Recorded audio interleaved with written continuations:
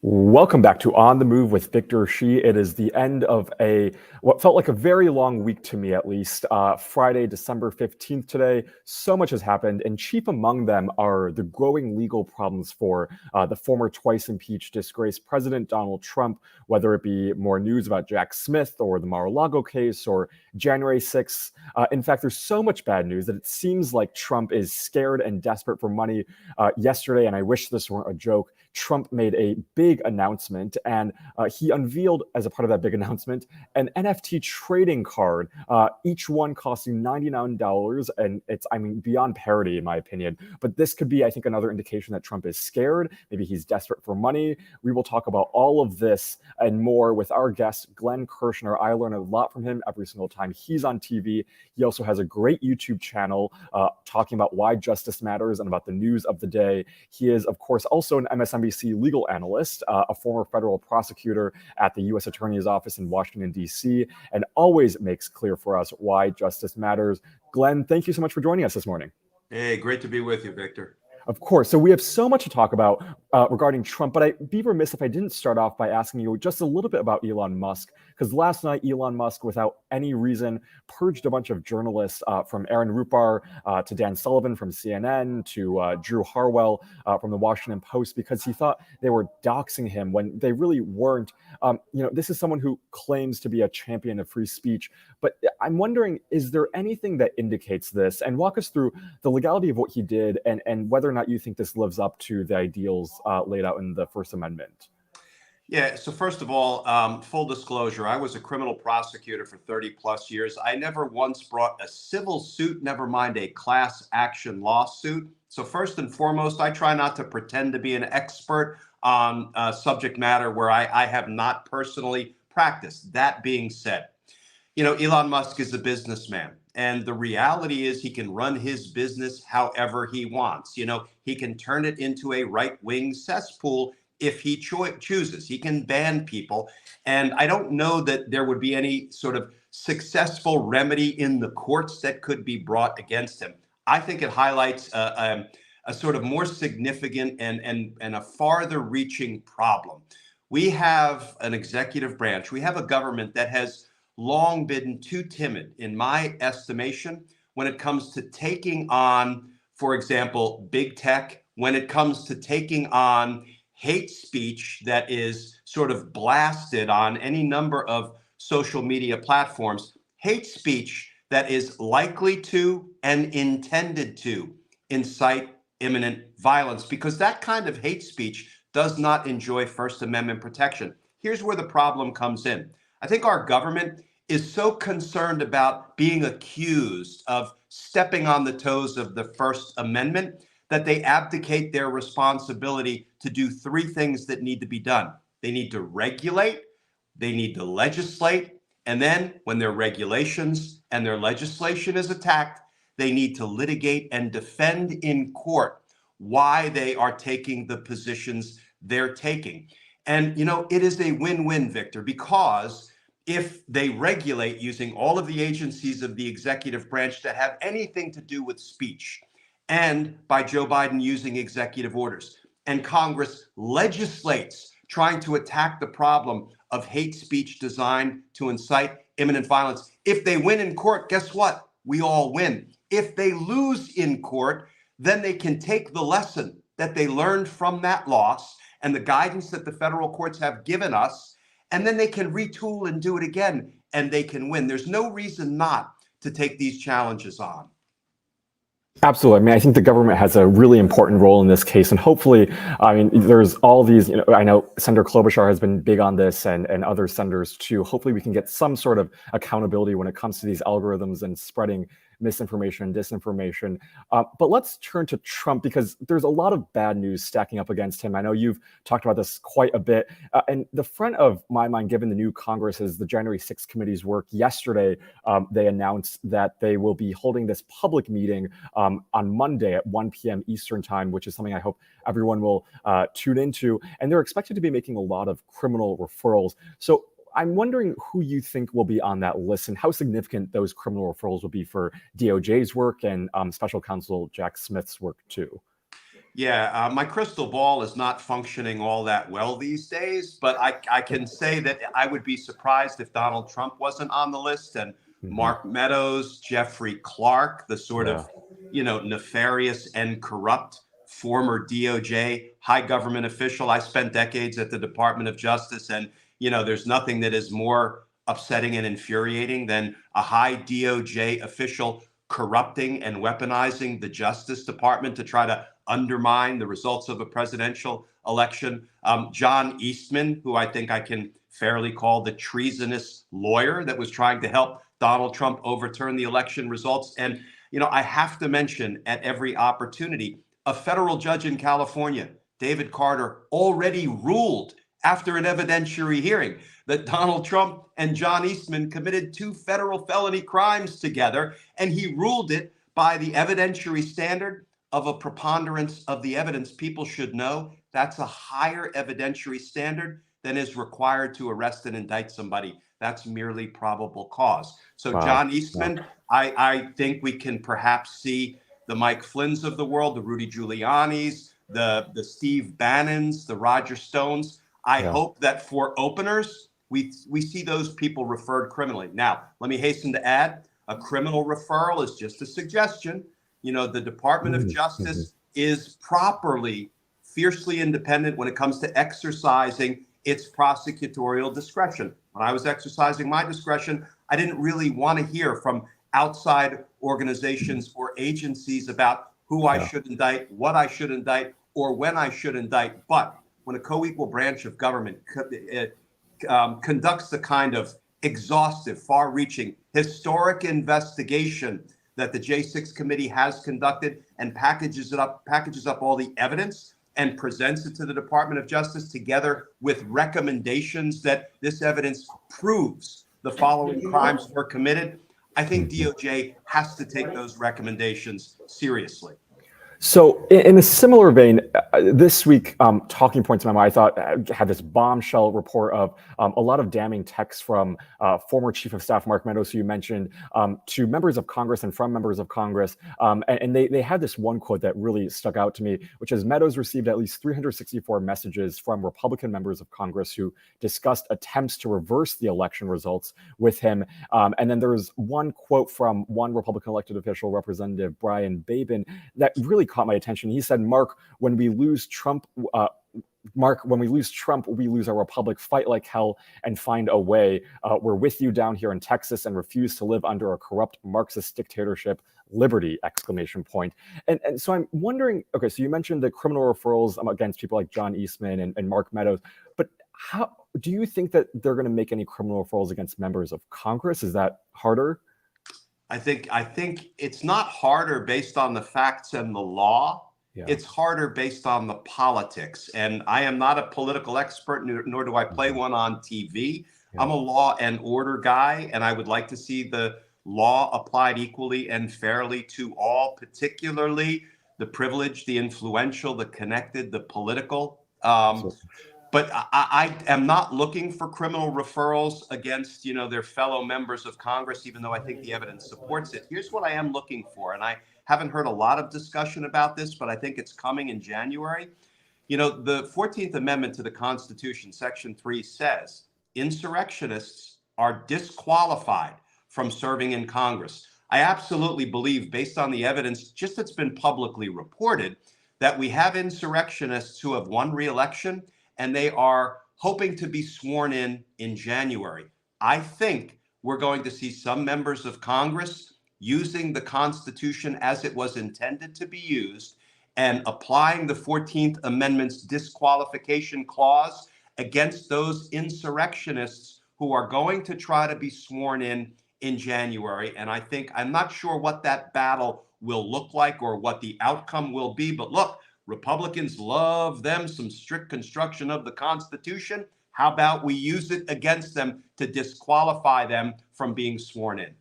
Absolutely. And the committee is also expected to release a report of its findings and recommendations to Congress. I mean, aside this being a great Christmas present for all of us and a great read for the holiday season, what do you think will make this report successful? What should all of us be paying attention to? So I think most importantly, the January 6th committee investigative team, I don't mean the members of Congress who have done a remarkable job in these public hearings. The investigative team is headed up by the Chief Investigative Counsel, Tim Heaphy. Tim and I started at the DC U.S. Attorney's Office together. He was one of the finest RICO prosecutors the Department of Justice has ever had. He assembled a whole team of former federal prosecutors to conduct the J6 investigation. What did it produce? It produced more than 1,000 transcripts from witnesses who testified, 1 million+ documents, countless items of evidence. And I think Tim and his team have put together a report that will read a lot like what we used to call a prosecution report or a case impression memo, a CIM. What that was, every time we conducted an investigation in the grand jury, we put everything in a CIM, documenting all the facts, documenting the law that applies to those facts, and reaching a decision. Do we seek an indictment in the grand jury, or do we decline to seek an indictment? I think the J6 committee report is going to look a lot like one of those prosecution reports, and hold on tight, because I do think it's going to be very persuasive. That's awesome to hear. And I really hope that people actually read this and it reads something like, you could read in a book, or it's easily digestible, I hope. I want to ask you about Special Counsel Jack Smith. It seems like he's moving at a really, really fast pace. What do you make of what he's done so far regarding both Mar-a-Lago and January 6th? I know this week he subpoenaed some officials down in Georgia and also in other states. Do you expect an indictment to come soon? Yeah, the investigative pace has undeniably accelerated under Jack Smith as special counsel. He's only been in place a little over a month now, I believe. And if you look in recent weeks, the progress that has been made, 3 White House aides close to Trump have gone into the federal criminal grand jury. 2 members of the White House counsel's office have gone into the grand jury. Irredeemable racist Stephen Miller has gone into the federal grand jury, and Jack Smith has subpoenaed all sorts of communications on the fake elector front, and from Brad Raffensperger, who had that infamous phone call with Donald Trump, in which Trump said, "Just find me 11,780 votes and corruptly declare me the winner in Georgia." Now, all of that progress is great. It does beg the question, and I think it's irresponsible of us not to ask the question: why was all of this not done in the past 2 years? What was done? What was the holdup? And I think moving forward, when we see indictments, not if we see indictments, because I believe we will see indictments. When we see indictments, we're going to have to look back and do a little autopsy on why this investigation progressed or failed to progress the way it did, because we don't want this situation ever to recur. Do you have any speculation on why that is? Listen, Merrick Garland, who used to be a prosecutor in my former office, the DC U.S. Attorney's Office, a very long time ago, he predated me. He was known as a terrific prosecutor. I think in the 24+ years that came between when he was prosecuting and when he was sitting on the bench as a judge, I think he lost his prosecutorial instincts, and he conducted himself as Attorney General as too much judge and not enough prosecutor, being incredibly contemplative and wanting to analyze and overanalyze every angle. I call it legal navel gazing. Too much circumspection and not enough overt law enforcement action. I believe he's a good man. He's an honorable man. He wanted to get to the right result. I just don't think he moved out in the way he should have moved out. Sure. And I'm grateful that Jack Smith has now moved this investigation at really good speed. And I want to ask you about some of the state level investigations and what your take on those are, because he's being investigated on the federal level, but it seems like the states are also really moving at a fast pace with Georgia and Fulton County, and then also in New York. What do you think about what's happening on that level? And do you think that'll be faster than a possible indictment on the federal level? I hope that the first indictment we see is for the classified documents crimes, which continue to pose a threat to our national security. And because we found classified documents in Donald Trump's desk drawers, And Donald Trump helpfully followed up with a post on his third-rate social media platform that I more openly and transparently took those documents than other presidents. That's a case that can be tried to a conviction in an hour. That's a little bit of hyperbole, but it's a very strong case. And I think that case should be the first one to be brought. Let me go down to Georgia.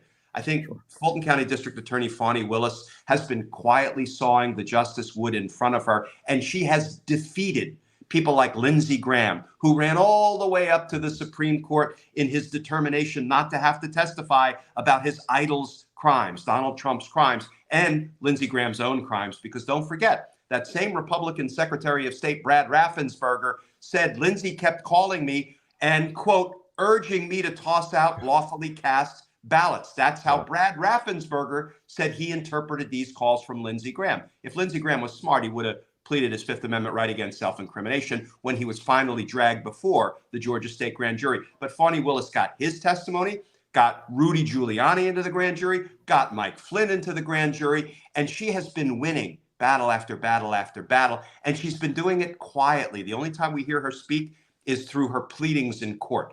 So I hope that one is far along such that we might see indictments in the spring. I'm a little less optimistic about what's going on in the New York District Attorney's office, even though they just won convictions against the Trump organization. And it sounds like, based on the closing argument of the prosecutor, who said the evidence proves that Donald Trump explicitly approved these financial frauds, it sounds like Donald Trump should have been included as a defendant in that case. We don't know why he wasn't. Hopefully, they're still investigating him, but I'm a little less optimistic that Alvin Bragg, District Attorney for Manhattan, is really up to the task.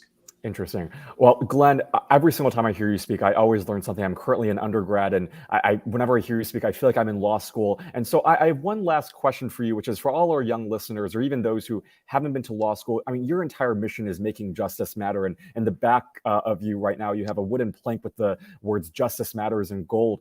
What would you tell young people, and maybe those who aren't directly in the legal system as lawyers, about this justice system and why we should get involved in it?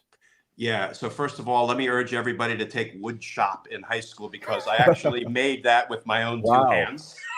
Wow. So it looks great. So I teach criminal justice at George Washington University, and somebody asked me recently on a podcast, what leaves you optimistic? And just in knee-jerk fashion, I said, my students at GW leave me optimistic. Why? Because we talk every class about not only how the criminal justice system operates, but where it needs to be reformed, where it needs to be fixed, where the weak spots are, where the unfairness is. And I have 50 plus students every semester, and they inspire me and they leave me hopeful and optimistic, because they are unified in their determination to fix what's broke, to fix, quite frankly, what our generation broke or failed to fix. So here's what I would say. If you see something that's broken, jump into it and try to fix it. You may succeed, you may fail, you may make incremental progress, but you have to jump into it and try to fix it, because the more people who do that, the more stuff gets fixed. So jump in, take a risk, step outside your comfort zone, and try to fix a little something that you see is broken. That is the perfect way to end this segment and way to empower all of us as we head into the weekend. Glenn Kirschner, thank you so much for joining us. It's been great chatting. Great being with you, Victor. Thanks so much.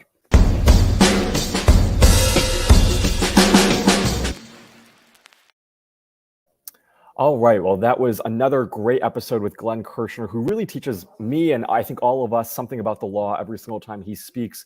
I'm just going to quickly run through some of the news of the week before we call it a week, I guess.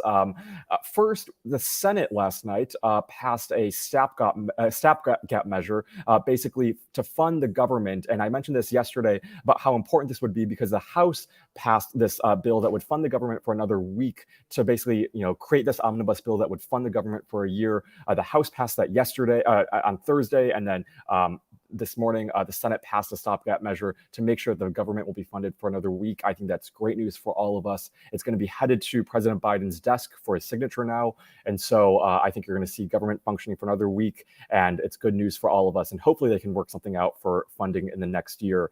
I also read this interesting tweet and headline that said, Gen Z loses active attention spans for ads after just 1.3 seconds. And so this kind of speaks to this generation. And I think this kind of young people growing up in this world who are more digitally connected than ever before, it takes a lot to get our attentions. And we have very, very short attention spans. And so whether it be businesses, whether it be campaigns and elected officials, they're going to have to create some new digital, I think, tactics to reach my generation. A lot of the things that were mentioned in this article I thought were fascinating. I think I agree with. First of all, you have to make sure that you stay up to date with trends. Make sure that it's not old news. Make sure that everything is speaks to Generation Z. Make it specific. And then they also suggest asking a question up front. So starting an ad by asking your viewer a question that's more likely to bring them in, and also hopefully get them to be engaged throughout that ad. But I thought that was a really interesting thing that happened. I mentioned at the outset of the episode that yesterday Trump made a huge announcement, and that huge announcement wasn't, a VP pick, wasn't that he would, choose someone to be his campaign manager. It was to announce an NFT trading card collection. And, it's just, I think, another indication of how desperate this man is. This is someone who is deeply narcissistic, deeply, I think, a grifter who cheats his, audience, who cheats his supporters. And I think just like everything else touches, this is going not to be a very successful endeavor, just like Trump steaks, just like Trump water, just like his presidency. I don't think it's going to be a very successful mission for Trump, but I guess we'll all keep our eyes on it and see how successful it is. But it's, I think, to me, really pathetic what he did yesterday. And then lastly, I watched the Harry and Meghan documentary yesterday. So it was released in two different iterations. The first was just 3 episodes, and then yesterday they released another 3 episodes. And I found it to be really interesting. I'm curious to hear what all of you have to say about the Harry and Meghan documentary on Netflix. I thought I wouldn't really care. I thought they're just another royal couple. And while I do remain a little bit disattached from what happened, I do find it interesting just everything that Meghan and Harry had to go through being a part of that family. Meghan obviously isn't directly a part of the blood of the royal family, and so I think that made it harder for her. But there's also another component which I think is sad, which is race. And so Meghan is obviously part black, and I think that made it a lot harder. That made a lot of tabloids really target her. And I think at the end of the day, I'm glad that they kind of found a situation where they were able to move out, and now they're kind of, I think, reclaiming their narrative. And so hopefully, they'll find a happier life. And I know that Harry and Meghan are both now very active on raising awareness about mental health issues and trying to make sure that front is better. And so I'm curious to hear what all of you have to say about that, though, because I find it really fascinating. And let me know what shows you're watching. If you have any recommendations, let me know. And I will hopefully watch them and discuss them on the episodes with all of you. But that is all the news I have with you. I hope you enjoyed this episode with Glenn Kirschner. We'll be back next week for some more packed episodes. I know on Monday, we have Malcolm Nance joining us right here on youtube.com/Politicon on the Move with me. We'll be talking about some very interesting Ukraine developments and also some other topics. So don't miss that. It'll be at 8 a.m. Pacific time, 11 a.m. Eastern time. You do not want to miss that. And I hope to see you next Monday for another episode of On the Move. Thank you so much and have a great, safe, and healthy weekend, everyone.